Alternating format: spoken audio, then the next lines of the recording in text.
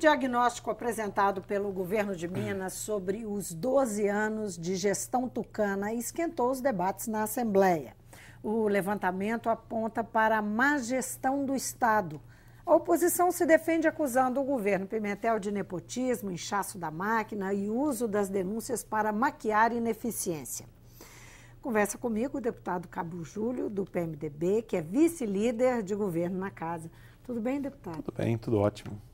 Deputado, quais os pontos, do ponto de vista do PMDB, os pontos principais do diagnóstico? Bem, o primeiro principal deles é que nós mostramos para o povo de Minas Gerais uma realidade, né? Nós vivíamos num sonho onde as propagandas do governo eram de que não tínhamos problema na segurança, não tínhamos problema na educação, não tínhamos problema em nenhuma área do governo. Essa era a temática que vinha há 12 anos. Quando chegou nas eleições, o cidadão mineiro foi obrigado a fazer uma reflexão. Bem, se eu votar no candidato do PSDB, eu estou dizendo que está tudo bem, essa propaganda na televisão é real.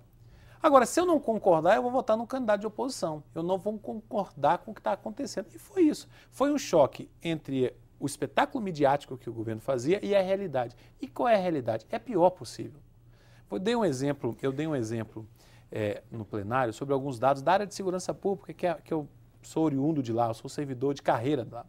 Nós pegamos, por exemplo, a Polícia Militar. Nós temos hoje 12.500 viaturas. Dessas 12.500, quase 5.000 estão paradas, não funcionam. Por quê? Porque não havia manutenção. Então, imagina um cidadão. Eu recebi um WhatsApp hoje de uma cidade do interior, onde o policial falou: deputado, me ajuda, manda uma viatura para mim, eu não tenho condição de parar nenhum carro na cidade, porque o pior carro que tem na cidade é o da Polícia Militar. Então, essa é uma realidade.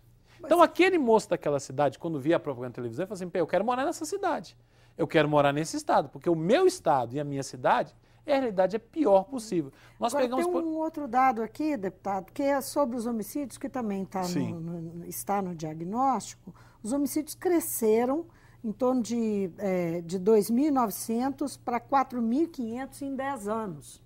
E nesse período, mais ou menos neste período, a corporação, a Polícia Militar, passou a ter os melhores salários do funcionalismo. Não é? Não é uma verdade. Na realidade, mas, enfim, a Polícia Militar vem de uma herança de um salário onde o soldado ganhava salário mínimo. Sim. Essa era a realidade que motivou a greve. Hoje ela deve estar no 7º, 8º salário do Estado.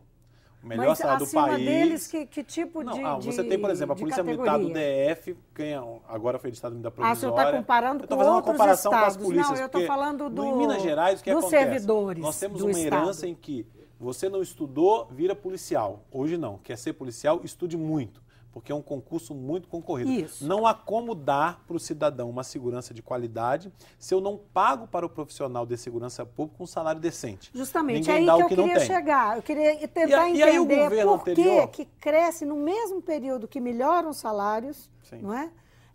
De uma forma, inclusive, assim, um pouco isolada. A PM teve uma melhoria diferenciada, realmente diferenciada.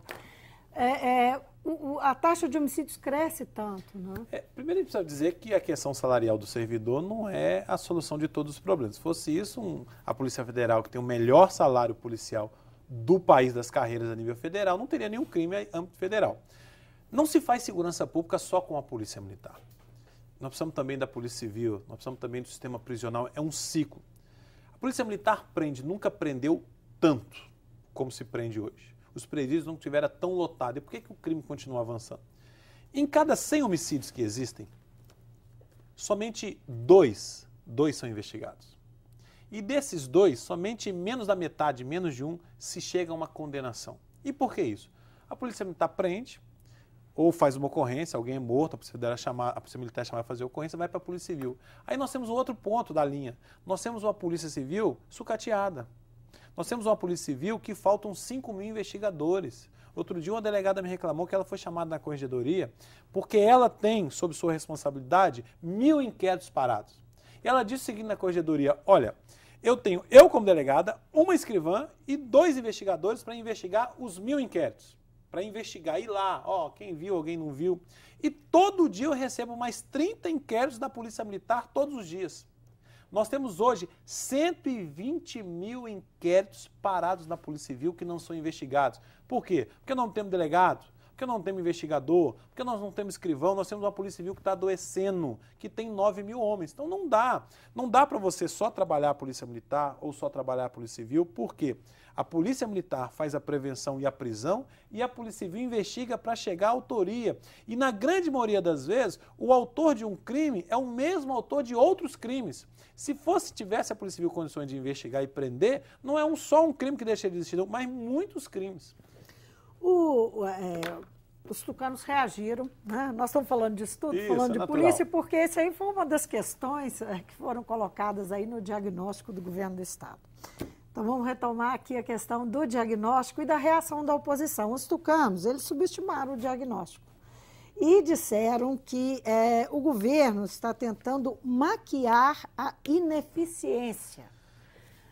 Bem, como é que o senhor se eles fossem eficientes... Você acha que tem mais informação? Tem muito mais para sair. Na realidade, essa foi informação prévia. As auditorias não estão prontas. Porque eu tive a sensação que eles acharam pouco. Mas, claro, as auditorias estão acontecendo, porque não houve transição. O governo não nos deu nenhum dado na transição. Foi horrível a transição. Nós só assumimos no dia 1º. E aí começamos a investigar qual era a realidade. Aí descobrimos primeiro, no dia 31 de dezembro, um monte de contrato pago sem assinatura das partes. Isso vai para auditar na auditoria, e da auditoria vai para o Ministério Público. Chegamos a essas aberrações. A partir do dia 1º, nós recebemos legalmente o Estado e começamos a conhecer a realidade, inclusive financeira do Estado. E é a pior possível. Tem 7 bilhões de déficit. Quando fizeram o orçamento, o que eles fizeram? Superdimensionaram as receitas e subdimensionaram as despesas. Não fecha a conta. O orçamento é uma peça virtual. É a previsão daquilo que eu vou receber com a previsão daquilo que eu vou gastar. A previsão de recebimento era grande e o que eu vou gastar era diminuta. Então não fechou. Então o que a oposição fez? Primeiro, se eles fossem tão eficientes como eles dizem que são, não teriam perdido a eleição em primeiro turno. Os mineiros não teriam rejeitado a administração tucana. Agora, nós estamos há 3 meses, vamos colocar a casa em ordem. Não é fácil colocar uma casa em ordem do jeito que está. Agora, quando não faltou aí também o governo anunciar alguma coisa, dizer o que vai fazer daqui para frente? Essa também foi uma crítica que a oposição fez e que você escuta daqui e dali reclamações nesse sentido. O governo está trabalhando e a oposição está esperneando, né? Na realidade, a oposição não tem nada mais a fazer do que espernear. Porque eles vão dizer, olha, mas vocês não vão fazer tanta coisa. Sim, nós vamos fazer. Não temos como fazer em 3 meses o que vocês não fizeram em 12 anos.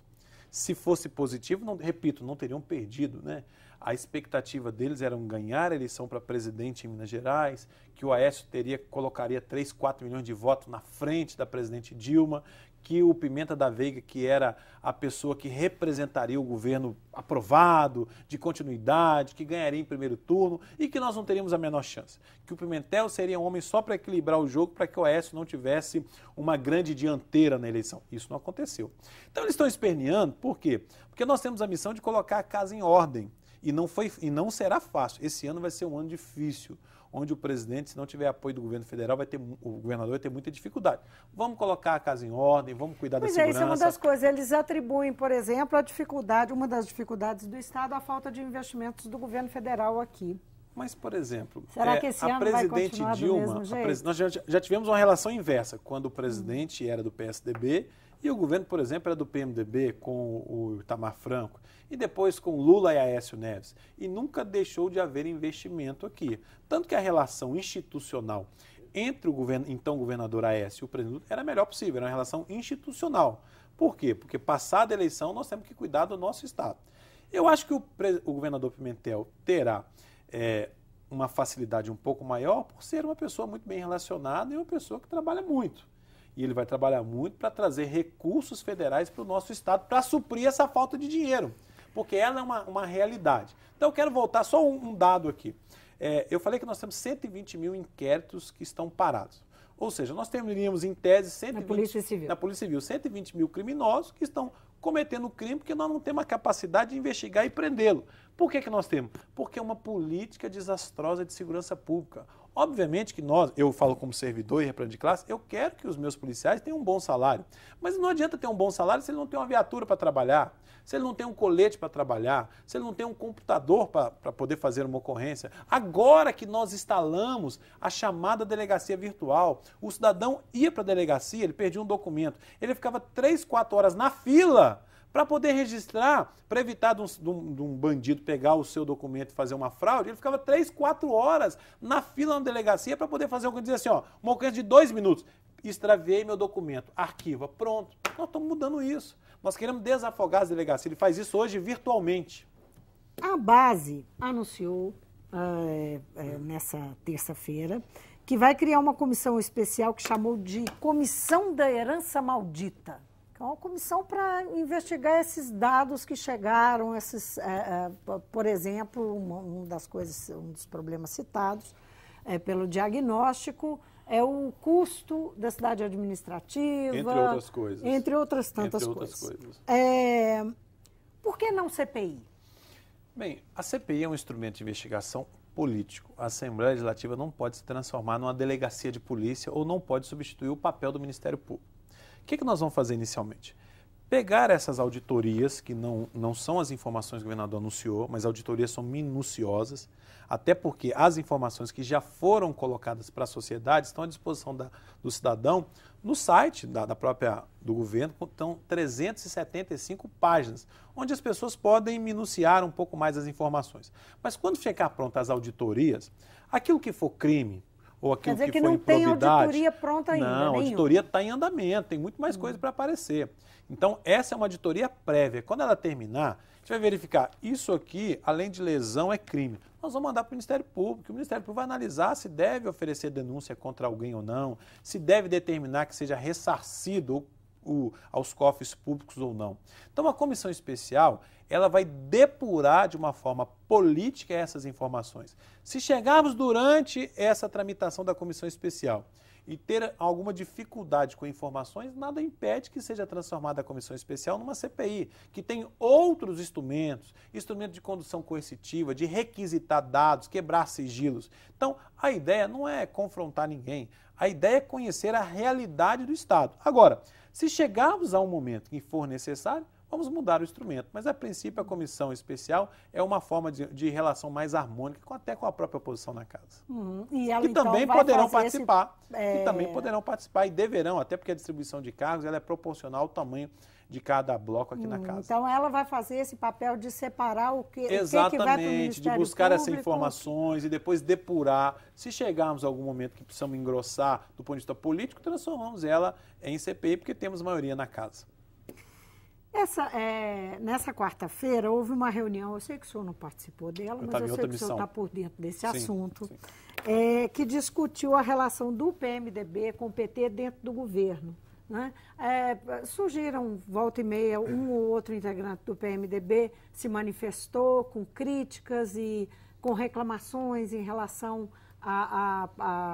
enfim, a participação no governo, a participação nas secretarias, enfim. E hoje o vice-governador Antônio Andrade e o presidente da Assembleia, Dalclever Lopes, participaram dessa reunião, né? E disseram que não há problema, que há harmonia.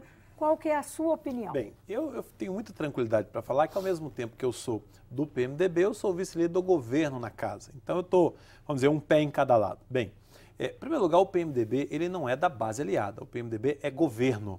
Nós somos do governo, nós temos o vice-governador, nós temos o presidente de um poder da Assembleia Legislativa. Agora, nós temos uma bancada de 10 deputados, a nossa coalizão, porque nós só elegemos 20, 23 com mais o PCdoB, 23 deputados, não temos maioria. Foi necessário, então, criar uma grande coalizão. Criamos, uma estratégia de chamar até partidos que não caminharam com a agenda nas eleições para fazer parte do nosso governo, que é o chamado Bloco Independente. São 10 partidos. São 10 partidos, ou seja, precisamos ter maioria, não dá para governar com minoria. Nós ficaríamos aqui sem condições de aprovar nada. Fizemos uma ampla coalizão. Essa ampla coalizão, obviamente, ela quer participar do governo.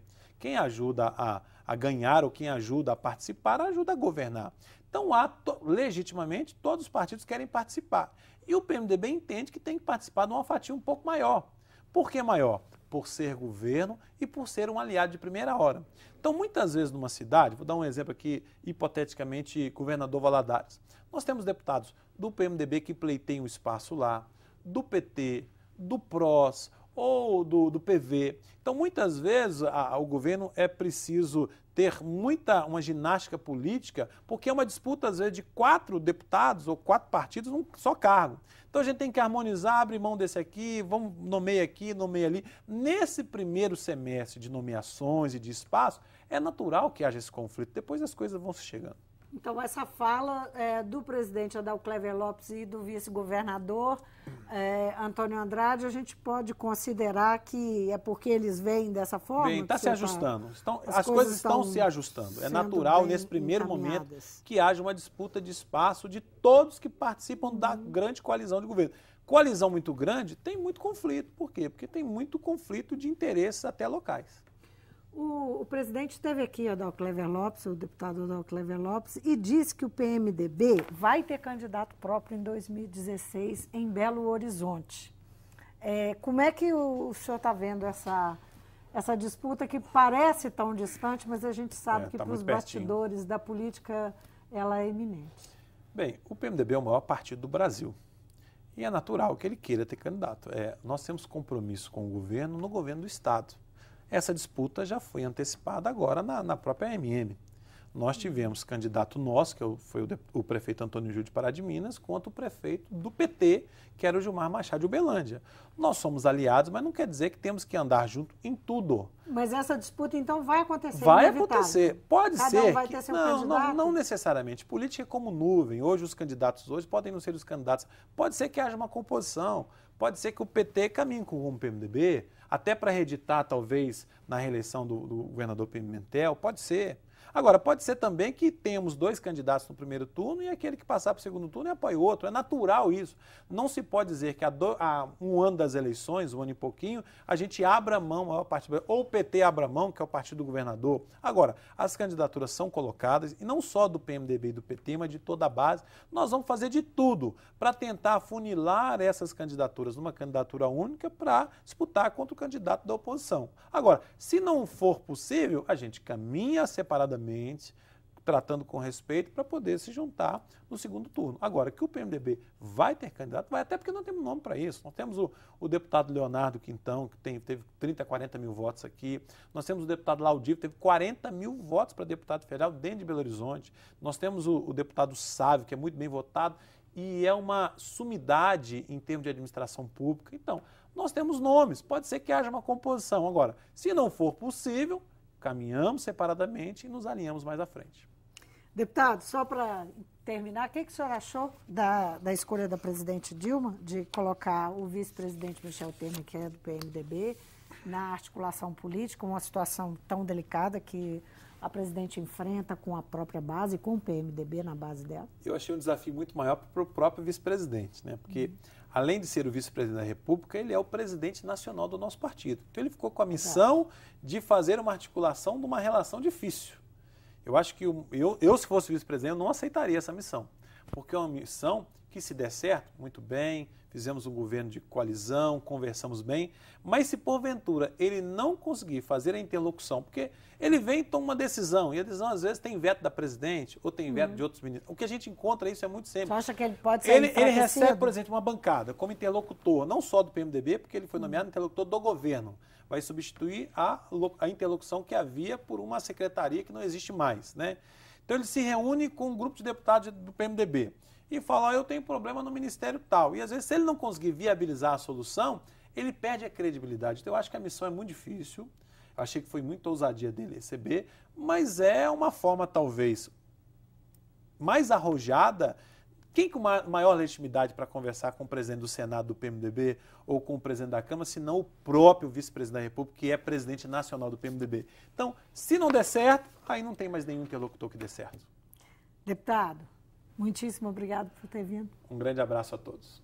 Eu conversei com o deputado Cabo Júlio, que é do PMDB e vice-líder do governo na Assembleia. Nós falamos aqui sobre o diagnóstico que o governo Pimentel apresentou, a reação que teve na casa e como que o deputado pelo PMDB, vê esse diagnóstico, essa situação do Estado e como é que a base vai reagir a essas informações. O Mundo Político fica por aqui. Obrigada por nos acompanhar e até o próximo programa.